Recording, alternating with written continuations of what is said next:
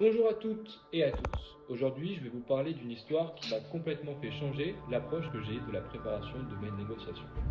Il y a quelques temps, j'ai fait la rencontre du PDG du groupe Mars lors d'un voyage d'affaires aux États-Unis et il m'a alors expliqué comment, au début des années 2000, il a lancé la commercialisation des chewing-gums Airways. Initialement, l'idée était d'incorporer des ingrédients qui libèrent progressivement leurs arômes pour procurer aux consommateurs un effet rafraîchissant intense et persistant. Le groupe marketing à cette époque s'est alors réuni afin de mettre en place un objectif SMART.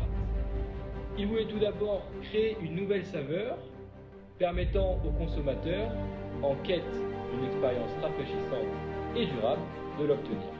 Leur objectif premier étant d'obtenir suite à ce lancement une part de marché de plus de 10%, en établissant Airways comme la marque incontestée des chewing-gums mentholés, surpassant la concurrence en termes d'effets durables et rafraîchissants.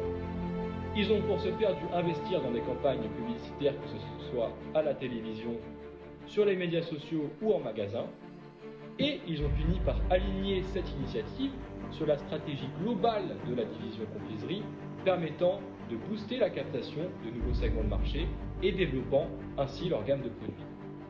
Le PDG du groupe Mars finit son explication par une phrase dont je me rappelle toute ma vie.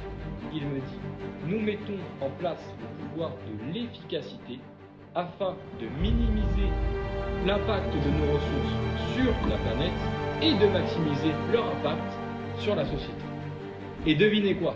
Maintenant, la gamme Airways, en plus d'avoir plus de 10% des parts du marché, bénéficie d'un taux de notoriété de plus de 92% en occupant la 3e place sur le marché des groupes.